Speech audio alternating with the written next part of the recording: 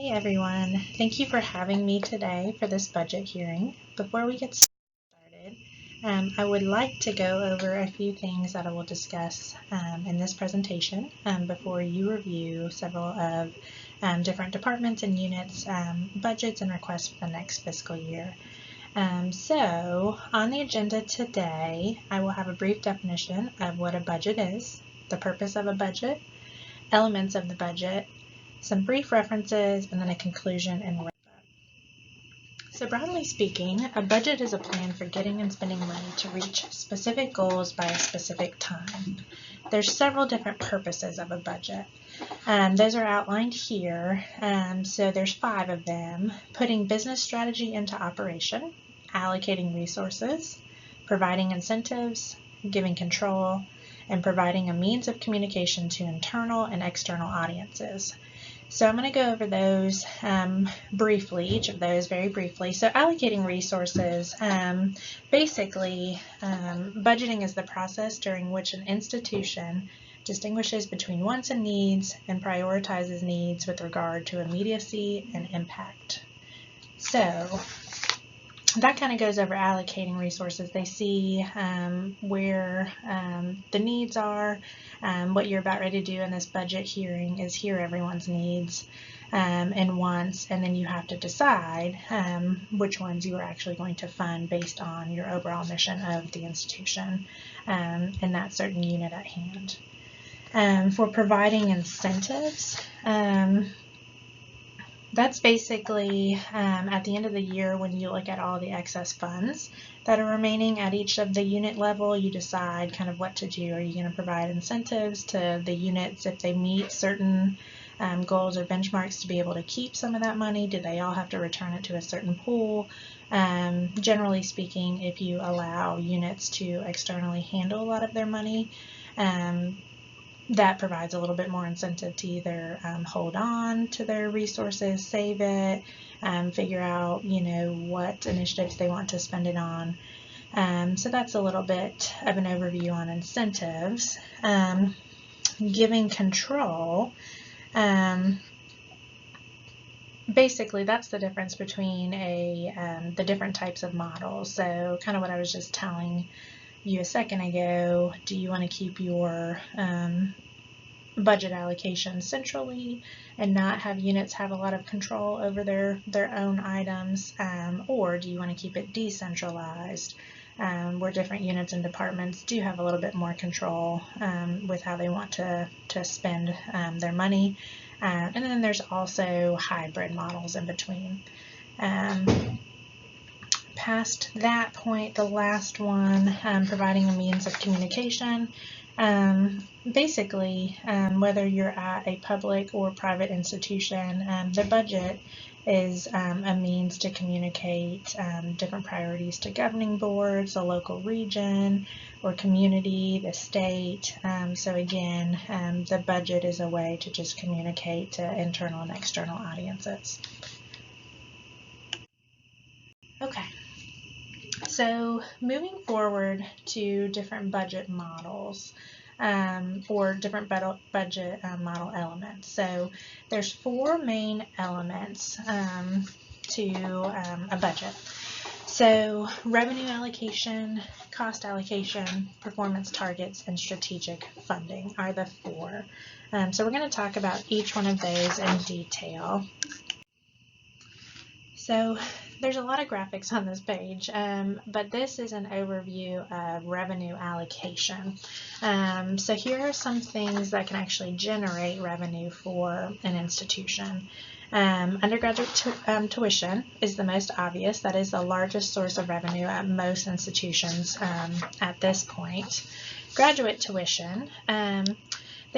Through graduate tuition, you don't generate a whole lot of money through tuition because a lot of students have scholarships or graduate assistance or the like. However, these programs can attract highly qualified students. So an example of that would be in my college. We're thinking about developing a master's program in orthotics and prosthetics. And we just have a new degree called Rehabilitative Health Sciences at the bachelor's level. So we're hoping our development of the master's program will be a nice feeder program through the undergraduate side for that Rehabilitative Health Sciences. So anyone who's interested in the new master's can major potentially in the Rehabilitative Health Sciences, and we can recruit really highly qualified students, plus obtain some of their undergraduate tuition that way. So next one is professional masters. So again, that kind of brings me back to the orthotics and prosthetics program that I was just mentioning. So we are in development of that. We've had to look a lot at what the cost of equipment would be versus the amount of students we can accept, and make sure we're actually generating some revenue and growth there. And we also made sure we're in a unique market with that. So with the orthotics and prosthetics program, I think the other closest program is in Pennsylvania. And there's really no programs in orthotics and prosthetics in the South. So we think we have a unique opportunity there to start a program at ETSU. Summer term tuition is another one. So that's just an additional semester that you can gain revenue. An example of what my college is doing is we are considering to offer American Sign Language courses, both ASL 1 and 2 over the summer, specifically to dual enrollment students or high school students, because right now we have those in the fall and spring semester, but they're late in the afternoon and they typically conflict with a lot of students' extracurricular activities. So we're going to see if we can offer that course over the summer, get a little bit more investment from high school students, and see where that goes. Extension revenue. Basically, that is where you extend your services to non-traditional student populations by offering online, hybrid, or different on-campus courses. One thing my college is looking at doing, and we actually got approved for it, is the allied health minor. So we want to open that those courses up to the entire institution, and all of those courses are online. So we think that will attract quite a few students, and that should start in the fall of 2020. State appropriations is obvious. That's just the money that the state gives us each year, and it is decreasing and declining. However, at a public institution, we still rely pretty heavily on state appropriations. Auxiliary revenue. So that's revenue that the university can get from student services, dining, other auxiliary resources across campus. Indirect cost recovery. So basically that is the overhead costs associated with research or administration associated with research as well. So sometimes you can gain revenue off of that.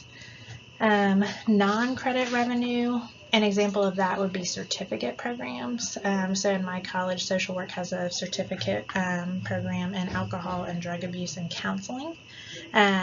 So they're able to generate revenue off of a non-degree seeking program, which can lead these students to be very successful in the licensure that it requires to be alcohol and drug abuse counselors. Let's see, endowment revenue is another example. An example of that in my college is the health science fee, which we collect from students per credit hour when they take a health science course. We use the most recent health science fee allocations or revenue to create Building 60 on campus, which is an interprofessional health building located over on the BA campus. They do a lot of clinicals, they do a lot of simulation experiences, and the students are really enjoying that. So we generated our own revenue, and as a health science college, we went in with other health science colleges and were able to fund that building for students.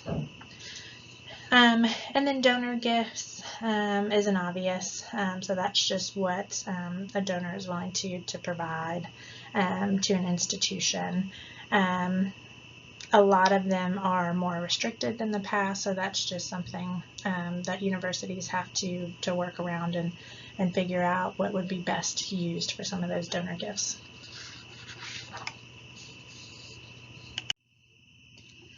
Okay, moving on to cost allocation. Financial aid obviously is a cost for the institution. It's one of the largest and growing costs of higher education since the recession, just because numerous students are borrowing money to attend a university or college. Research facilities are another cost, so it's a lot to upkeep a research facility, so that's just something to consider with the cost of labs and other equipments and things such as that nature. Other facilities, so classroom and office spaces, are becoming scarce resources across campus, so a lot of times institutions need to figure out how to either find more space, add on to classrooms, figure out new construction, and something along those lines. Debt services, so using debt to finance new construction.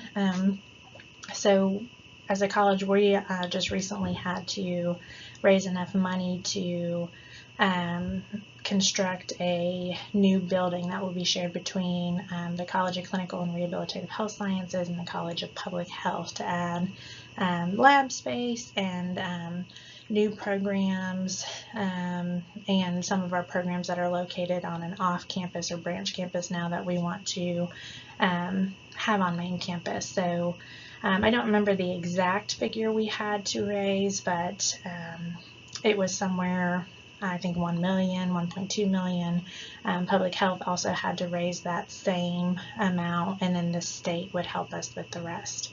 So that's kind of a debt service example. So as long as we were able to raise a certain amount of money, we could borrow the rest from the state and pay back at a later time for this new building. Academic affairs is another cost, so we need to fund student services, we need to fund academic support personnel, stuff along those lines.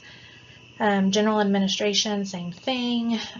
We need to fund the overhead for executive and administrative offices, providing business services such as public safety, human resources, purchasing personnel.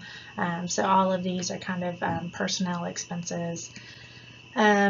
There's some indirect expenses with research, such as administrative overhead or grant compliance training, stuff along those lines.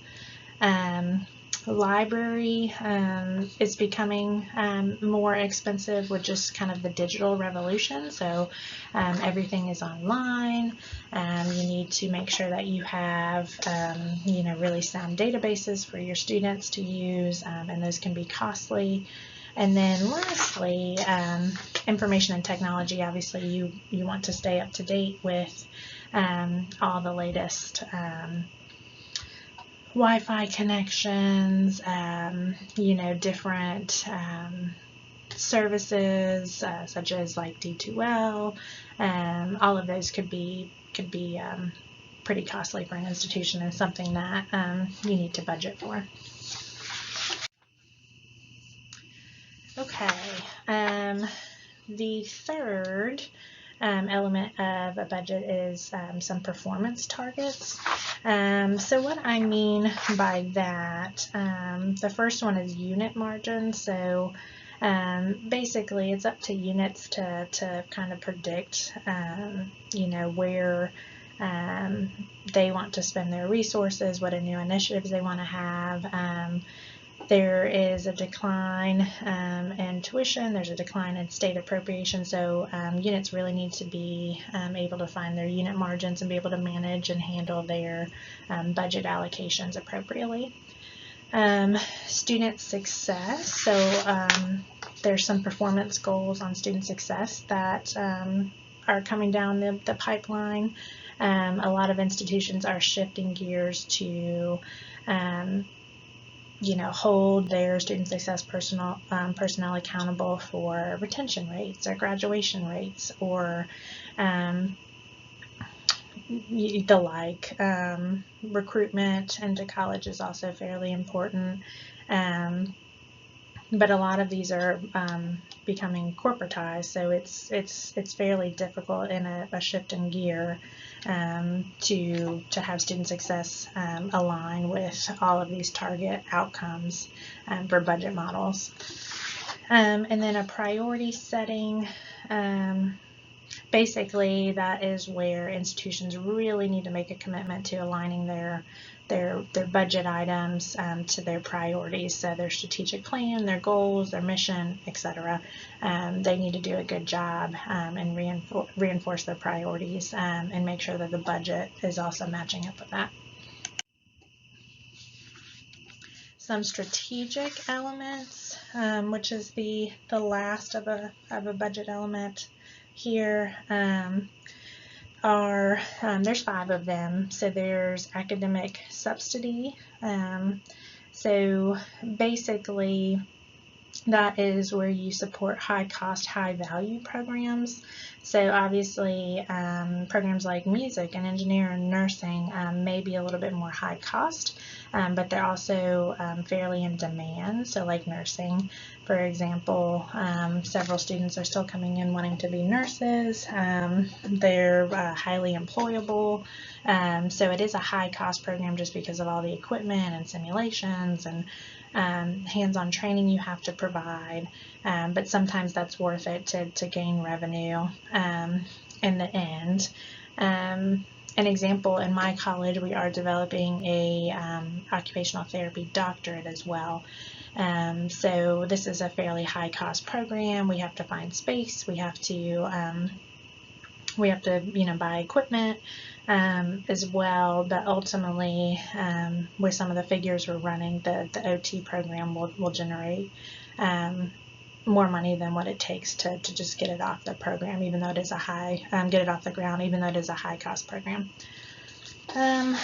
Program launch, I mentioned that you want to attract new and diverse students, meaning that you can't really be stagnant and you do need to think about different program developments. And I mentioned the 2 that we're working on currently, which is the orthotics and prosthetics and the occupational therapy doctorate as well. Research and development funding, that kind of speaks for itself, but again, like I just said, you can't remain stagnant. You need to explore investments in new programs, new satellite campuses, stuff along those lines. Lastly, actually second to last, campus infrastructure. Again, I mentioned space issues on campus, and that is something that should be a top priority to maintain and kind of beautify and enhance campus as much as you can, and that brings me to campus enhancement as well. So a lot of times universities are using their campuses, college or universities are using their campuses as recruiting tools, so updating residence halls, libraries, facilities to showcase kind of the campus and all it entails and what it can provide for students. All of those are kind of strategic elements that should be thought of as well.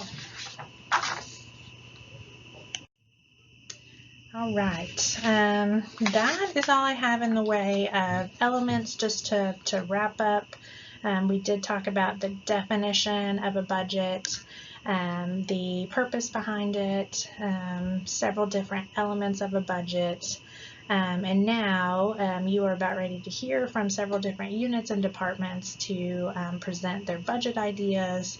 So please keep all of the information that we just reviewed in the forefront, and if you have any questions, comments, or concerns, please let me know. Here are some references, and that is all I have for you. Thank you.